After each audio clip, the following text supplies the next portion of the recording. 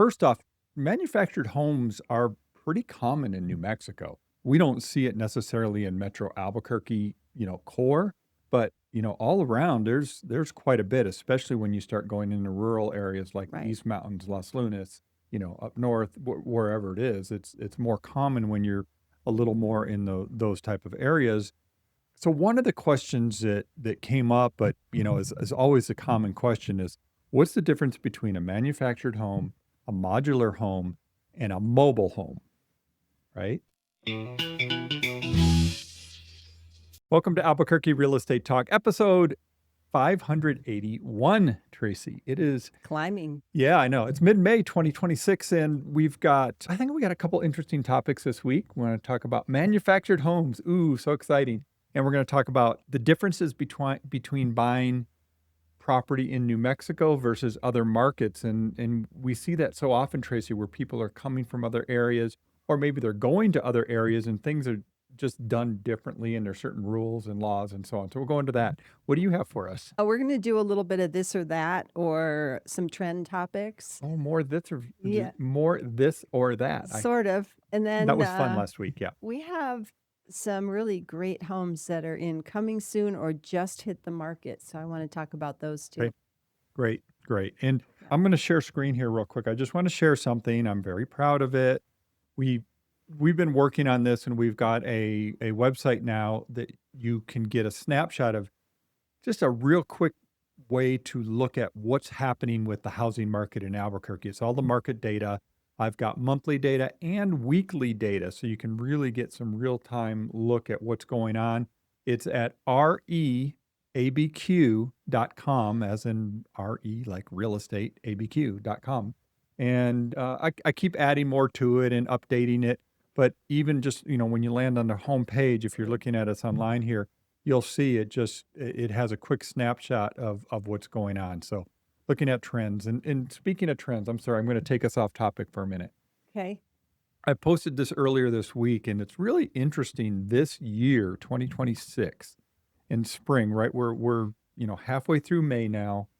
The spring selling season is in full swing, as we call it, right? The spring selling season. And usually we'll see the biggest surge of new homes, or homes coming onto the market Right. in April and into May. This year it's been a little bit sluggish, which is surprising. And the thing that really jumped out is the number of homes on the market right now. It's like 1,530 is what we're looking at here. So 1,531. That's about 100 less than 1 year ago. And at the same time, the number of homes in pending status, meaning under contract, is about 1,250 this week, which is 100 more than a year ago.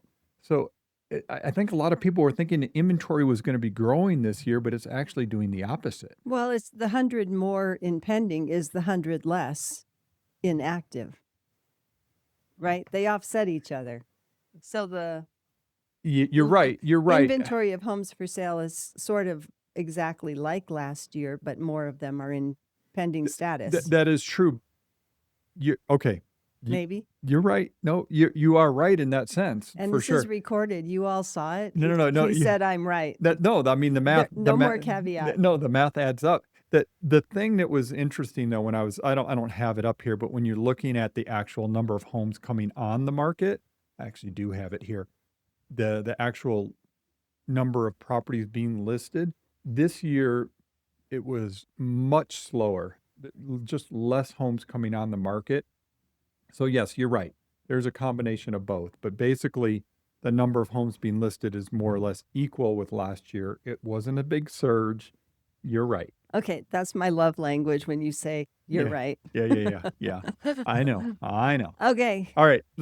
So let's Back to more stats. Yeah. No. I'm good with stats for now. If you want to Okay. dig into stats, follow me on Facebook and you can see what we're doing. Let's talk about some of the fun homes that came on the market this Okay. week or are coming on the market in our coming soon status. So first one is 3608 Plano Vista in the Loma, Colorado neighborhood in Rio Rancho, central Rio Rancho near High Resort, right by the complex, all the ball fields, the dog park, the aquatic center, the Loma, Colorado library.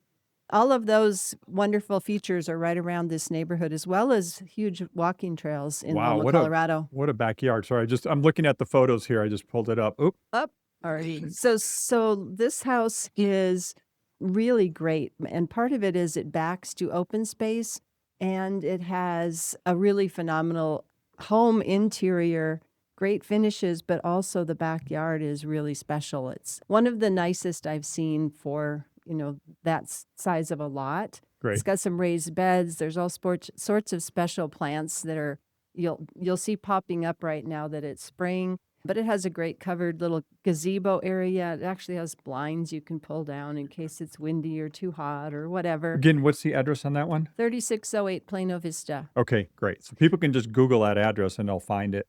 Yeah. And then the other one you wanted to share was this one on, what is this address? Martuni, 3206 Martuni Street Southeast, also in Rio Rancho.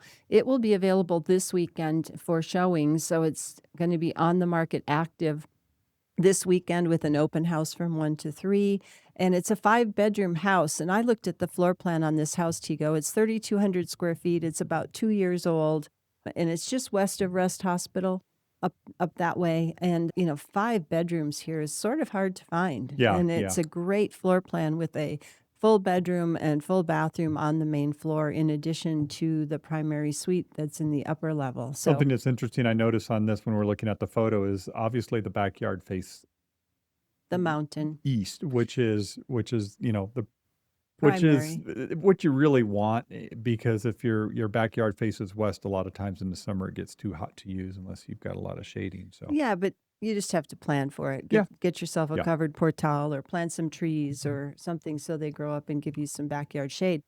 That house, 599,000. So it's a great, nice big house, kind of a really special floor plan. I want to talk about 2 others. I don't think you have anything to pull up for them, but 1261 Avenida Esplendida Northwest in Los Lunas is coming too. It's 300,000. Really great property that's right by the high school, right off the freeway off of Main Street. So that one's going to be a hot property. And then we have 1022 Camino Ranchitos Northwest, Tego.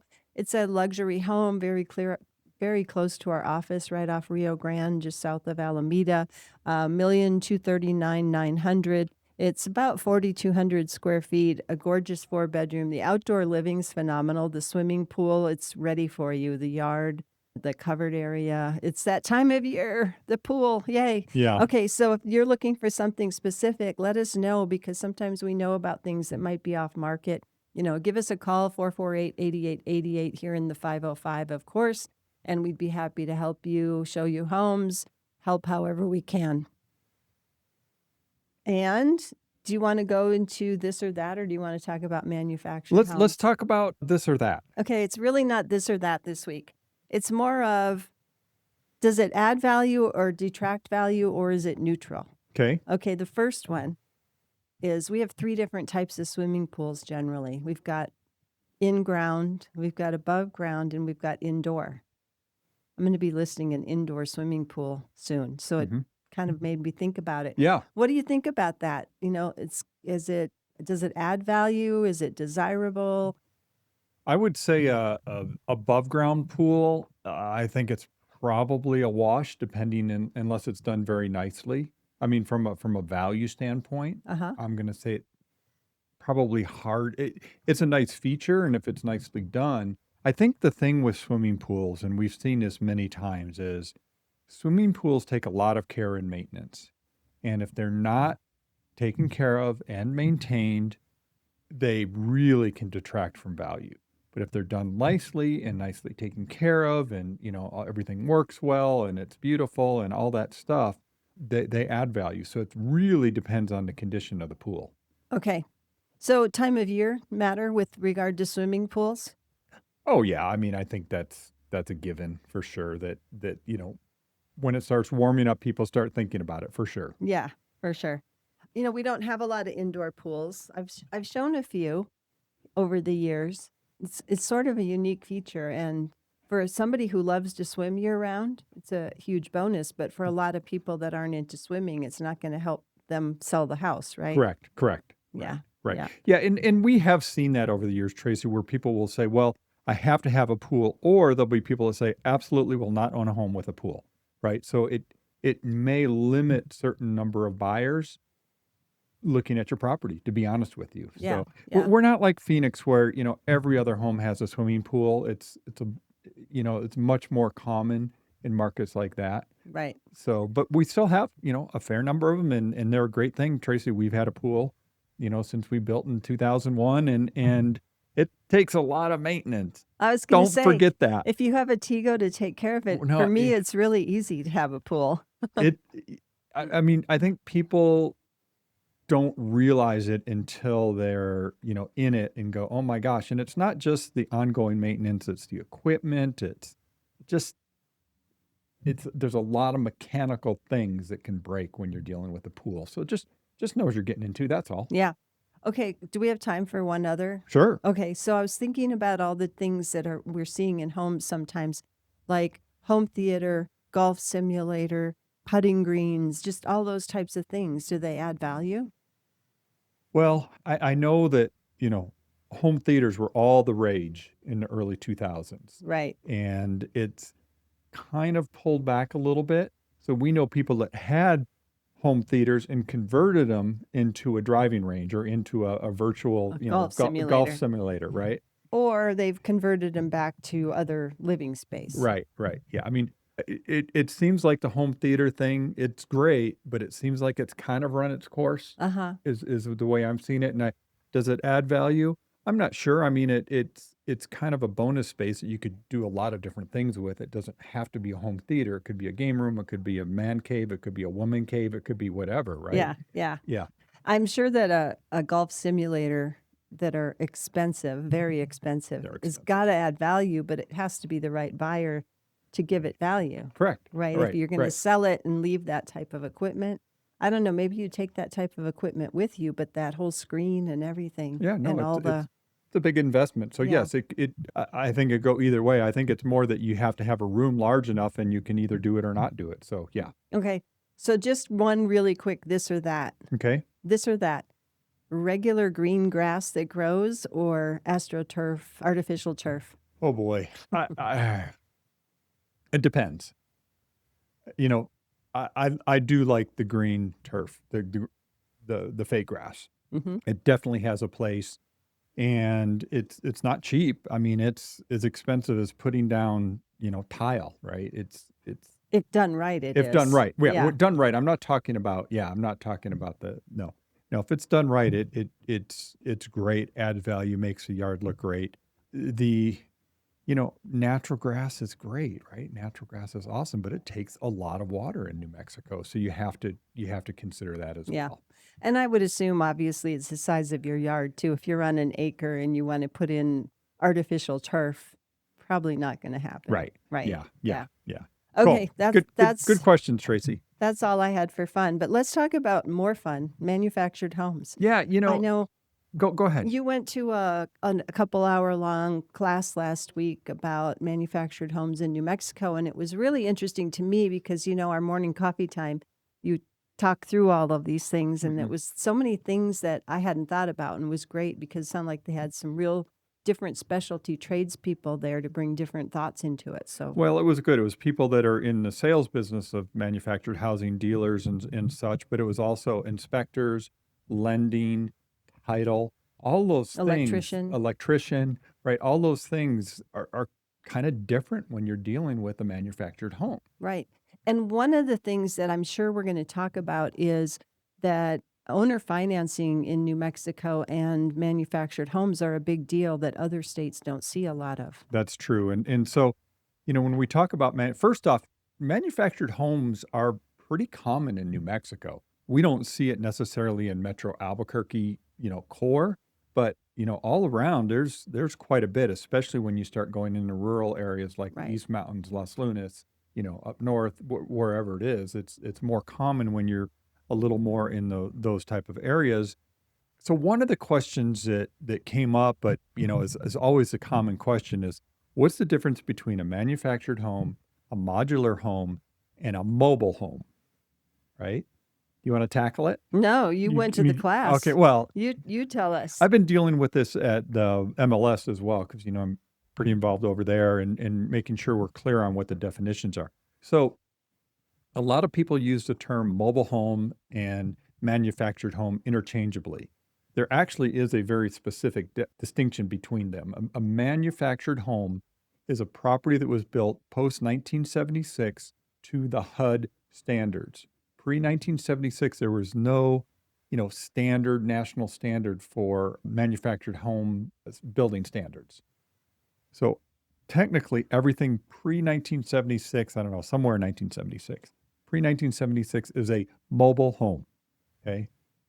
Technically, anything after 1976 is a manufactured home. So we're talking about the same thing, like a single wide or a double wide built off site on an axle with wheels or Correct. something. And that's a big distinction between a manufactured home and a modular home is the axle and wheels, which you're just talking about, or Right. axle and frame, Right. right? So a manufactured home is built in a factory. It's built to the HUD standards, Housing and Urban Development, national building standards, not local building standards, a national building standard. Wherein a modular home is built to the local building codes or the Off-site.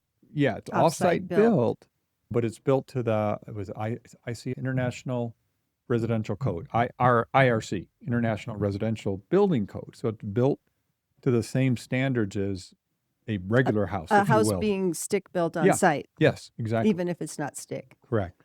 Yeah. The big reason it matters when we're talking manufactured versus modular is lending. And you know that, right, Tracy? Yes, for sure. Big Good. differences on what's qualified to get what type of loan. Correct. Yeah. So a manufactured home built to the HUD standards is got a lot of, we'll call it lending overlays. I think that's kind of a term that's used. But you're dealing with a property that at one time, or maybe still does have a title, just like a vehicle, right? It's an MVD. It's a title. It's titled, and until that title is deactivated and that manufactured home is attached to the property, it's not real property yet, right? Right. Right. It's like something you can buy and sell, like. Yeah. Well, it's like an RV, Right. kind of. Right. Yeah. Good analogy. In that case, it's still mobile home, but it's not really a mobile home anyway. Sorry, I'm getting too technical here. So Tracy, when we talk about manufactured homes, what should home buyers be thinking about? We're talking resale at this point. We're not talking about buying it from a dealer direct. Not new. Not new. We're talking about a resale manufactured home. What should a buyer be considering? Because there's a lot of things that are different when you're dealing with a manufactured home. Yeah, I have a whole list in front of me, so it's a lot. I'm just going to kind of refer to it, right? Okay. Is it manufactured modular or pre-1976, what you were just talking about? Yep. Is the land included? And that would be really important, so we would know if it's really affixed to the land, right? Yeah, and a lot of times you'll see manufactured homes in a park, and they're on leased land. Right. So they're Very not different. they're not real property in that case. Right. They're personal property. Is the same thing. Is the home titled as real property or personal property? Yeah. Right. Has the title been deactivated? Are the HUD tags and data plate available? That's a big one, right? If it's a modular home, it won't have HUD tags or data plate. Correct, because Right. those are for the HUD building standards. Like for a vehicle Correct. versus, yeah. Right. Is it on a permanent foundation? Will it qualify for the type of financing that you want? Are there park fees, lot fees, HOA fees, or restrictions? And of course, you're always interested if there's HOA fees or restrictions on any type of Right. house you're buying. And will there be homeowners insurance available? How will future buyers finance it if you need to sell it? And that's really big because what's the future value also, right? I've got a chart for that. I bet you do. So we'll get to that in a sec. But so when we're Yeah. talking about a modular home, the lending standards basically roll over to the standard, Right. what we call Right. stick-built home, right? A traditional, built to the local building codes home. And we don't have a lot of modulars in New Mexico, but they are out there. Right. And you just need to understand that from a lending standpoint, it's much better that it's actually for lack of a better word, they're just built better. They're built to a higher standard than the HUD code. Right. They're more expensive. Right. So, what are some of the downfalls that we see when people are searching for a manufactured home? We just talked about the list of things that you should look for. What kind of things have we come across that have been issues? I can think of one right off the top Yeah, of go my head. ahead. Yeah, you go. So one of the houses our client purchased a couple of months ago, probably 5 or 6 months ago now. It was in a floodplain and had solar, and it was not properly, all the paperwork hadn't been done to make it real property. And that one took like 2 or 3 months before the seller could get all those things in line. Yeah, what happens so often is somebody will buy a manufactured home and they don't have traditional financing. And so the manufactured home gets set up. The title never gets deactivated. It never gets properly permitted and set down and permanently affixed and all that, engineering and stuff that has to happen. And then they go to sell it and the buyer can't get financing for it because all that stuff hasn't been done. So it's really important if you're selling one, you make sure you have all that stuff in place, and unless you intend on doing seller financing. Right. And we see a lot of that here. And we do see That's a lot. one of the things that is unique to New Mexico. A lot of seller financing that other states really don't see. So when people are coming here, they're confused, or even other realtors around the country that we network with will go, "You have what?" Right? Yeah. So seller financing just, so I own a manufactured home, let's say, and it's not. It's basically maybe I put an addition on it, right? Right. As soon as you do that, you can't get lending on that. And an addition could be a covered portal that you attach to the mobile home. Correct. So we see that. So once you've done that, you can't get traditional financing on it. You have to go through the secondary market, or what we call hard money, or you Cash. have to be the financer as the owner. And, Right. and that happens a lot in New Mexico. Right. So yeah, it happens a lot. It's very common, not uncommon. It's just people need to think about those things. Okay, so this is what I wanted to show you, Tracy. I'm going to bring up this chart. Where is it? Here it is. Okay, I'm going to share this. All right. What I did is I went back to 2007, and I pulled up detached homes, attached homes, like condos, townhomes, and manufactured, and did a comparison of the median sale price from 2007 until today, or last month. And what I found is I was expecting to see manufactured homes maybe be a lot more flat and not really seen appreciation. And what I found is that manufactured homes have there's a lot of ups and downs and peaks and valleys if you're looking at the chart month to month. But overall, they've kind of followed the same trend as detached. Now, detached has gone up more than attached or manufactured, but the prices have appreciated along with the rest of the market and the other housing types out there. Yeah, so I hadn't seen this chart before, and I would have thought what you said. And it's great to see that the prices have followed, proportionally to what the value should be, right? Yeah. They've continued to appreciate. So these are properties that are on permanent foundations being sold through our MLS. Correct. There are a lot of properties out there that aren't being sold through our MLS that maybe didn't qualify for financing. So interesting. It's a nice Yeah, look stat. at this. So at the bottom here is for, what would this be? This would be for April. Single family detached homes, median sale price was $380,000. Single family attached, again, condos and townhomes, $266,000. And for manufacturers that closed in April, it was $250,000. So, big difference, obviously. But again, these are median sale prices, and, not exact, but it's a good measurement of Yeah. the difference between the property types. For Good sure. to see. Yeah. Very nice. Good. Okay. All you ever wanted to know about manufactured homes? Okay, not really, but seriously, if you're either buying or selling a manufactured home, you really need somebody that understands all the little nuances of it, because if you don't, you're gonna be crying all the way through the deal. Right. And For sure. there's extra legwork involved. Well, and when we work with somebody to sell a manufactured mobile home, Yeah, not a mobile home. It's no longer a mobile home. We don't sell mobile homes. It's We really manufactured. don't, because really anything pre-1976, which would be classified as a mobile home, you can't get financing on. I mean, I see them.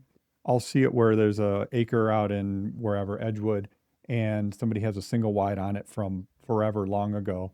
Well, the property itself, the structure, probably you can't get financing on it. Now, you can buy the land, you can buy the With real a loan. property, which is the land, but the manufactured home, you're not going to be able to get financing. You probably have to do some sort of seller financing, or it's included in the land at no value or something like that. Or it's a cash sale. Yeah, exactly. Okay. Okay, I got a new topic for us, Tracy. Okay, go ahead. All right. People moving to New Mexico, and what are the things that surprise them about how real estate is done in New Mexico? Okay. Now, we were just talking about seller financing and real estate contracts, as we call them. Very common in New Mexico, not very common in other markets. No, not at all. Another thing, and I just had this. I want to go deeper on that real Okay. quick. Okay. So real estate contracts, again, that's where the owner of the property selling the property becomes the financier or the bank for the deal. Right. One thing that we do have in New Mexico that is unusual in particular is where we can wrap an existing mortgage. You just cringed a little bit. I saw that. It's so complex. I Well, don't it know. is, but what that means is I have a property. I've got a mortgage on it. I'm selling it. I'm going to sell that property to you. I'm going to keep my existing mortgage in place and do that seller financing to you, and whatever you pay me, I'm going to continue to pay on my existing mortgage in the back end.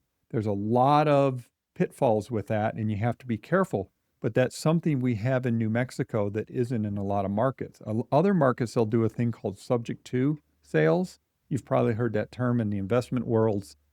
We don't really have subject to here. It's super dangerous for a home seller to sell a property on subject to. A real estate contract with a wrap is got more protections for a home seller. So I just wanted to talk about that. Something unique to New Mexico. Yep. For sure. I think another thing is that a lot of out-of-state people expect that we're going to have attorneys involved in our sale, and that attorneys are a main part of the sale. And we use title and escrow companies, and they do have attorneys that do review paperwork, but it's something we don't really get involved in or see happening. In the residential space, we don't have attorneys. In the commercial space, there's attorneys that draft the contracts because they're much more complex. In the residential space, we have, standard forms that we all use for the most part that are prepared by attorneys, and then we fill in the blanks and follow them. And So we're something else on that you said, title and escrow. In other markets, they'll have an escrow company that's separate from the title company. And in New Mexico, it's They're one kind of wrapped entity. together. We just call them title companies. So typically we're a title company closing state, not an attorney closing state like many others, and especially East Coast. I know a lot of times. One of the other things, and I don't know if it's on your list here, Tego, is a lot of states do what they call table funding, and where buyers and sellers sit at the closing table together and sign and exchange keys, and it's like happens and it's done right then and there, the final sale. Here, it's not quite that way. Yeah, closing really is defined as a series of events. It's not one event. Right. And so closing in New Mexico means the buyer and the seller go to the title company and sign the documents, either in hardly ever at the same time. It's always usually at different times.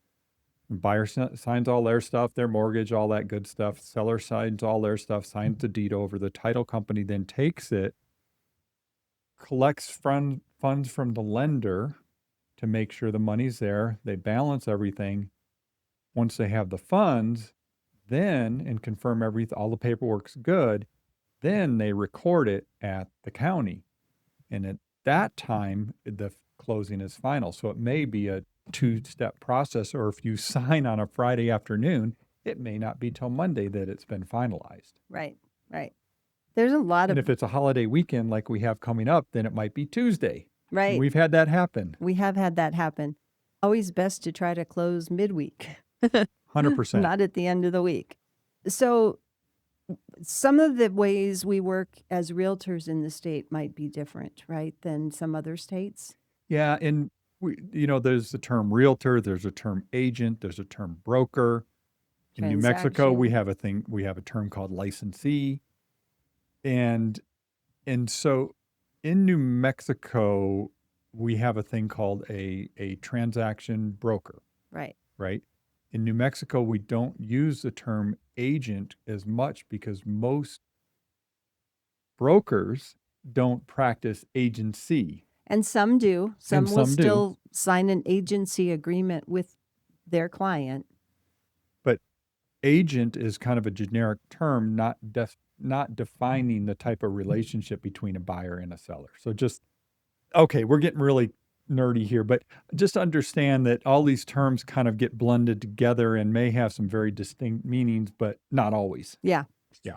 Also, sometimes people assume inspections work just like they worked in their old state. Oh yeah, yeah, Yeah.